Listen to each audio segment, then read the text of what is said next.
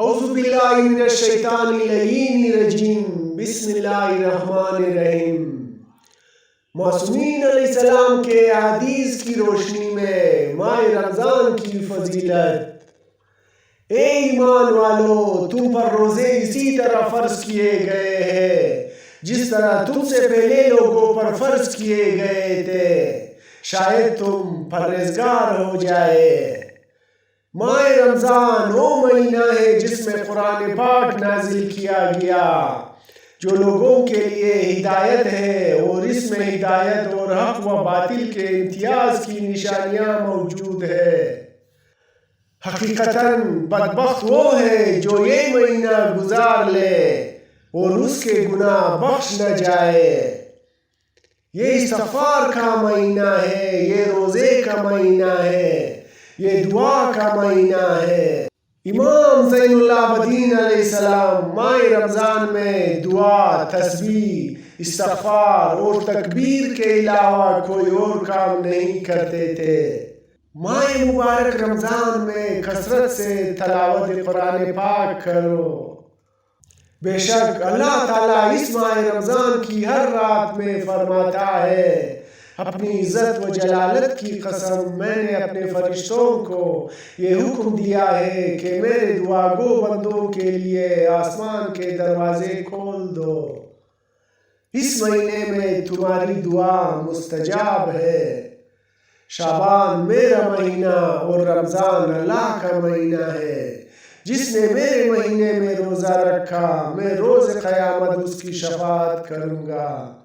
اس مہینے کی پہلی رات میں آسمان کے دروازے کھول دیے جاتے ہیں اور اس کی آخری رات تک بند نہیں کیے جاتے۔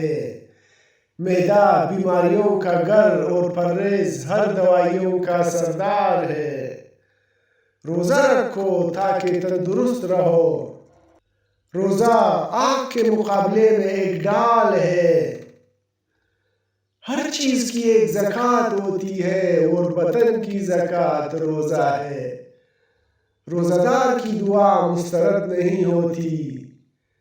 روزہ دار اگرچہ اپنے بستر پر سو رہا ہو، جب تک وہ کسی مسلمان کی غیبت نہ کرے، وہ عبادت کی حالت میں ہے۔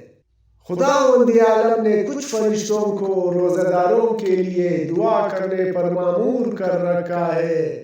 جبرائیل علیہ السلام نے خبر دی کہ اللہ فرماتا ہے کہ میں نے ہرگز فرشتوں کو دعا کرنے کو نہیں کہا مگر یہ کہ ان کی دعاؤں کو مستجاب کیا، اور فرشتوں کی دعا انسان کی خیر و خوبی کے لیے ہے۔ ماہ رمضان کا دل شب قدر ہے۔ ہر چیز کی بہار ہے اور قرآن پاک کی بہار ماہ مبارک رمضان ہے۔ تم پر روزہ لازم ہے کہ یہ رگوں اور خون کو پتلا اور بدن کی زائد اشیاء کو دور کر دیتا ہے۔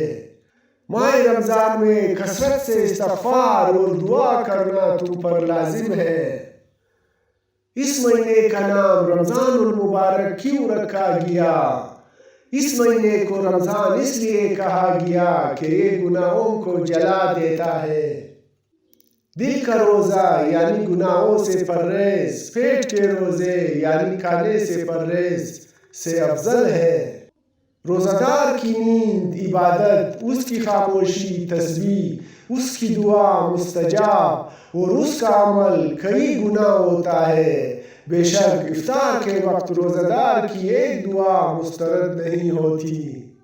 روزے اور حج دلوں کے لیے باعث تسکین ہے۔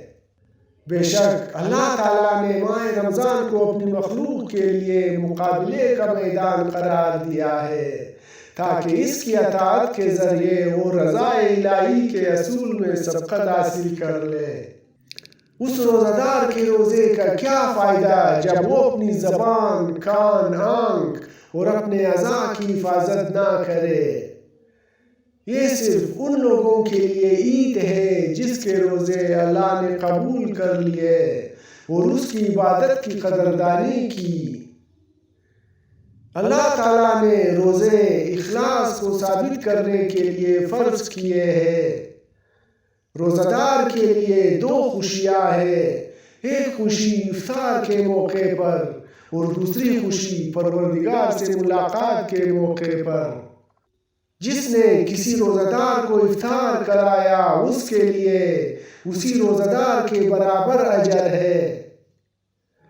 جب امام حسن عسکری علیہ السلام سے روزے کے واجب ہونے کے بارے میں پوچھا گیا تو آپ علیہ السلام نے فرمایا تاکہ صاحب ثروت بھوک کا مزہ چکھ لے اور پھر ضرورت مندوں کی مدد کرے۔